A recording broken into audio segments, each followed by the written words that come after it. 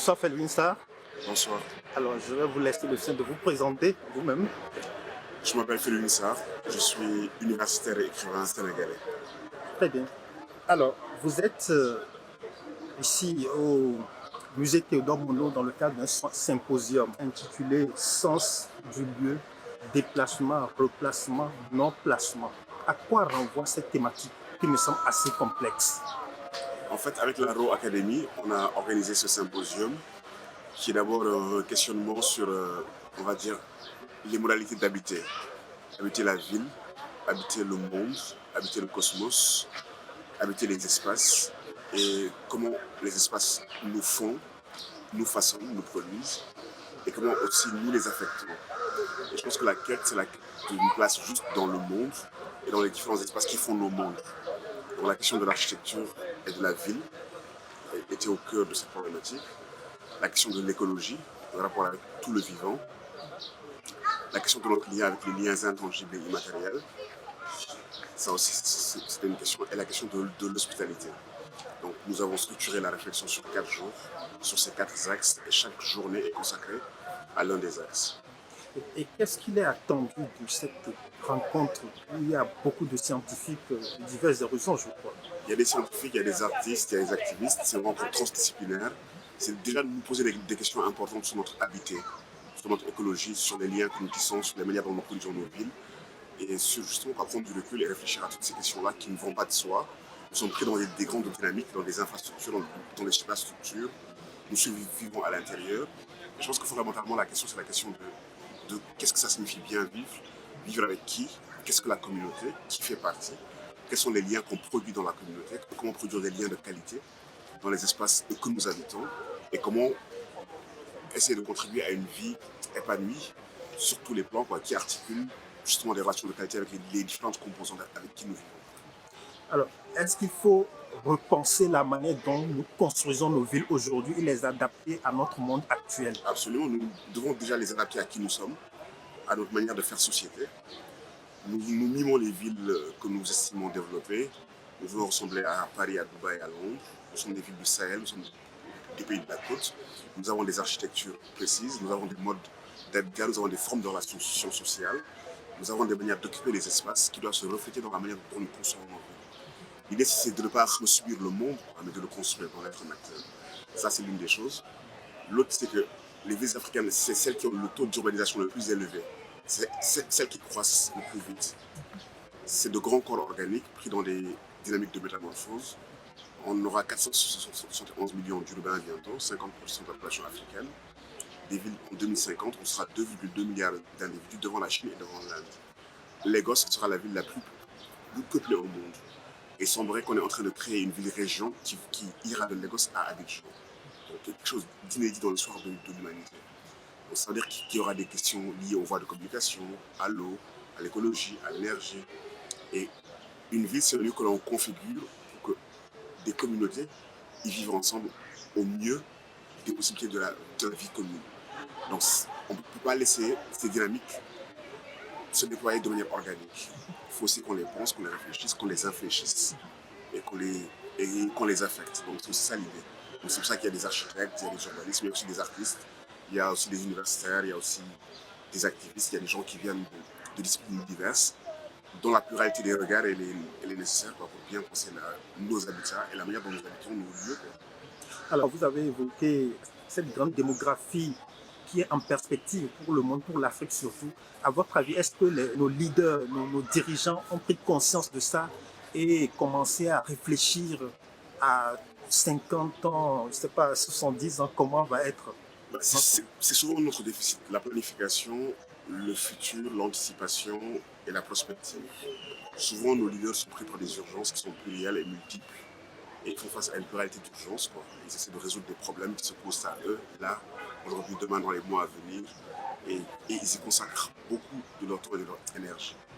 Je me dis que peut-être que les espaces académiques, les espaces artistiques, les plateformes intellectuelles, les think tanks, des lieux que la société civile crée dans une temporalité haute, ces espaces peuvent permettre de prendre du recul, de réfléchir à ces questions-là, de produire une archive, de la partager, de la transmettre et de s'occuper de ces questions-là qui demandent justement de ne pas être dans les urgences de ne pas être né dans le guidon et de pouvoir prendre le temps que nous prenons aujourd'hui sur plusieurs jours à juste réfléchir et à envisager, à imaginer.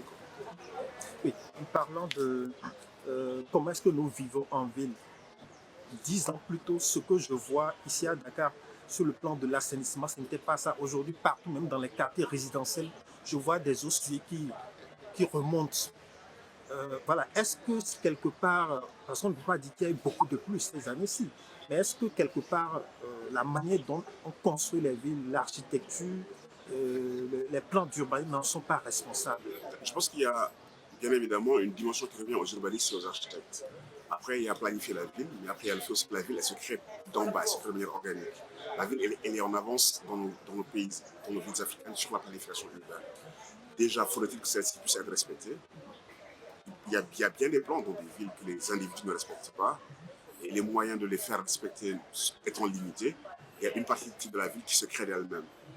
Mais en même temps, on ne peut pas considérer que la ville ne se crée que par le haut. On doit accepter des logiques de la création à partir du bas, à partir des gens qui y habitent, et tenter de comprendre leur logique, leur rationalité, pourquoi les gens produisent la ville de cette manière-là. Peut-être qu'aussi, en intégrant la manière dont les gens produisent la ville, en la comprenant, en comprenant la rationalité de la production organique, on peut l'anticiper. On peut se dire que la ville va grandir de ce côté-là parce que les gens viendront s'établir pour telle nécessité, l'éducation, la santé, les opportunités économiques, l'habitat, les voies de communication, etc. etc. Donc ça veut dire que cette conjonction des modalités de production de la ville produite par le haut et par le bas, par les individus, par les communautés, par les planificateurs, par les urbanistes, c'est une question totale que l'on doit articuler et ne pas juste la voir d'un côté et ne pas prendre en compte les dynamiques organiques de la ville qui sont aussi importantes. Alors, je reviens au thème de cette édition du symposium, le sens du lieu, déplacement, replacement, non-placement. Est-ce qu'il y a un aspect migration dans cette thématique? Oui, on a parlé ce matin de la question de l'hospitalité et de la mobilité internationale et du fait que les gens ont le droit de se déplacer, d'habiter le monde, d'aller s'établir ailleurs. On a réfléchi à qu'est-ce que ça veut dire, la cosmopolitique de l'hospitalité, comment les migrations reconfigurent les territoires, mais comment la migration est le son de la terre et le son de la vie humaine et la manière dont l'humanité a peuplé le monde. Et de toute manière, c'est une donnée essentielle des groupes humains et il vaut mieux la prendre en compte, l'anticiper, la comprendre, que le monde est cosmopolite et que la condition cosmopolite du monde est inéluctable, plutôt que de tenter de s'y opposer, de voir comment est-ce qu'on pense cette condition-là et comment on réfléchit à cette condition et comment on l'anticipe et comment on l'organise, parce que c'est un fait inéluctable de la condition humaine. Donc, dans cette dimension migration a été prise en compte dans l'axe thématique d'aujourd'hui, autour de toutes les questions que ça pose, l'accueil, ceux qui sont accueillis, les frontières, l'identité, l'appartenance, le lieu, l'habiter, la mobilité, etc., etc. Et justement, en parlant de ce point, bon, ça me ramène à penser à l'actualité concernant la migration des jeunes subsahariens qui quittent l'Afrique, qui prennent tous les risques, traverser le désert, traverser la mer pour aller en Europe au péril de leur vie. Mais comment est-ce qu'on peut comprendre que malgré les tragédies qui s'y passent, ça ne retient pas les gens? Parce que c'est une question complexe, c'est une question très complexe. En fait, on va souvent traiter sous l'angle économique, qui est une des dimensions, mais ce n'est pas la seule. Il y a une dimension aussi du récit et de la représentation. C'est quoi une vie réussie? C'est quoi une vie accomplie? Quel type de vie la société dont on est issu valorise? Quel est le poids psychique et psychologique que nos groupes mettent sur les jeunes adolescents, les jeunes adultes, en leur demandant de réussir, de s'occuper de la famille, de réussir dans les formes que la société valorise? Donc, on peut bien avoir un travail, s'en sortir, mais estimer que dans l'espace dans lequel on est, on n'aura pas les moyens de répondre aux injonctions de la société, aux imaginaires de la réussite que la société propose et qu'elle valorise. Donc ça, c'est des choses qui mettent les gens en exil. Et puis il y a d'autres problématiques. Il y a la problématique du droit à la liberté du voyage, donc le droit à la mobilité, qui est un droit fondamental. Il y a des gens qui ont le droit de s'établir où ils veulent dans le monde, et puis les jeunes Africains sont enfermés du bilan et du dehors. L'usage du monde leur est interdit. Donc ça aussi, c'est une question fondamentale à gérer. Et je pense qu'il y a plusieurs strates qui rendent la question difficile, quoi. Et c'est ça le problème, c'est que comment est-ce qu'on peut décortiquer toutes les dimensions du flux migratoire, les penser, les articuler, les réarticuler. Et c'est ce qui fait que malgré les dangers, les jeunes continuent à partir, même s'il faut souligner que quand même la plus grande migration reste en Afrique. Il y a 80% qui restent en Afrique. Les gens réussissent à s'intégrer dans les pays voisins. Mais la plus spectaculaire, c'est c'est celle qui est tragique. C'est celle qui passe par la Méditerranée et le désert et qui fait des morts et qui fait des tragédies, etc. Et quand les Européens parlent, l'extrême droite parle du grand remplacement, vous pensez que c'est de la fiction? Non, Vous pensez que les Africains vont envahir l'Europe pour les remplacer? mais non, quand les Européens sont arrivés dans le continent africain, est-ce qu'on a parlé de grand remplacement?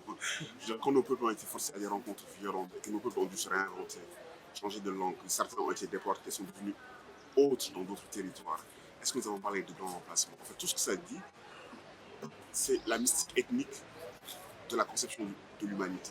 Moi, fondamentalement, je ne suis pas intéressé par savoir est-ce qu'il y aura plus d'Indiens, de Chinois que d'Africains.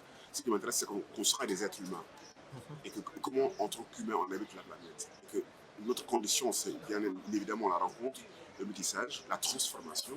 Nos identités, depuis la nuit des temps, au gré des rencontres, elles se transforment, elles mutent. Nous sommes des êtres de la même métamorphose. Et c'est la condition humaine, et même, je dirais, la condition de vie vivante qui m'intéresse. Et ce qui est problématique, c'est l'atavisme du clan et de la tribu. Les gens veulent persister dans leur être, dans leur forme, dans leur microforme. Et même s'ils se sont déployés dans le monde, aujourd'hui le monde est en eux, ils ne veulent pas en être affectés. Je pense qu'ils se sont déployés à partir de la fin de la Renaissance dans le monde entier, quoi. Et le monde revient à eux. Alors, quand vous voyez un peu l'énergie que l'État du Sénégal déploie pour empêcher les jeunes de partir, est-ce que pour vous ça a du sens? Parce que vous avez tantôt évoqué le fait que c'est un droit d'aller où on veut et de s'établir. Mais ici, sous prétexte du danger, on les empêche de partir. Est-ce que l'État viole le droit de ces jeunes-là? Il y a l'impératif de la liberté de la mobilité, puis il y a l'impératif d'assurer la sécurité de ces ressortissants. Le droit de s'établir, de voyager, mais dans des conditions qui ne mettent pas votre vie en jeu. Je veux dire, ce voyage-là, il est trop cher payé. Et on devrait justement, si c'est en droit, on devrait pouvoir l'exercer sans danger, sans risque. C'est-à-dire que si voyager pour une partie de votre jeunesse, c'est au risque de sa vie, ce droit-là, il faudrait qu'on puisse l'exercer en toute sécurité, en toute dignité. Et je pense qu'il y a des injonctions contradictoires. Bien évidemment, nous avons le droit à la mobilité, mais les États doivent protéger leurs jeunes contre des formes de mobilité qui sont mortifères et qui sont tragiques. Mais je pense que les réponses sont à plusieurs niveaux. Il y a la réponse de la sécurité, il y a la réponse des opportunités, il y a la réponse des imaginaires, il y a la réponse des récits. Comment rendre nos espaces habitables et souhaitables? Comment faire en sorte que, bien évidemment, nous désirons voyager, mais que nous puissions vivre dignement dans nos lieux, nous puissions nous y épanouir, nous puissions nous y déployer. Et c'est la pluralité de la réponse qui rend la question complexe. Alors, quelqu'un que je peux qualifier de spécialiste de cette question migratoire, Pierre Sané, a dit un jour que l'État du Sénégal n'a pas à empêcher les jeunes de partir, il a à prendre des dispositions pour qu'ils s'en aillent de manière sécurisée. Maintenant, une fois qu'ils arrivent sur place, bon, ça c'est autre chose. Mais au départ, l'État n'a pas à prendre des mesures pour les empêcher de partir. Vous en pensez quoi? Mais je pense que c'est difficile, en fait, de faire ça. Je pense qu'il y a de la géopolitique internationale, il y a des relations internationales. Dès l'instant que les gens sortent des frontières et veulent accéder à d'autres pays, ces pays sont régis par des règles d'accueil, des règles d'accès. Et rien qu'au Maroc, le fait que le Maroc, l'Ukraine, tous ces pays-là sous-traitent la répression de l'immigration clandestine, ne sont pas respectueux des droits de l'homme, infligent des sévices et de l'indignité à nos ressortissants, là, l'État a quand même un devoir de protéger contre les indignités qui sont faites à nos jeunesses, parce que dès qu'ils franchissent les frontières du territoire national, ils sont soumis à des régimes de l'inimitié, c'est ce que Achille appelle les politiques de l'inimitié, qui sont absolument terribles. Et je pense que la responsabilité de l'État de ce point de vue-là, elle est engagée. Si vous savez que vos ressortissants, dès qu'ils traversent vos frontières, ne sont plus traités en êtres humains dignes, c'est un dilemme, mais je serais plus pour dire la liberté, ce n'est pas un absolu dans un espace absolu. C'est des contraintes relatives que l'on négocie, quoi. Et l'État doit se poser la question de savoir à ce niveau-là qu'est-ce qu'elle met comme hiérarchie dans ses impératifs. Et je pense que l'impératif de protection et de sécurité, on peut comprendre qu'il passe avant celui d'une liberté qui coûte la vie.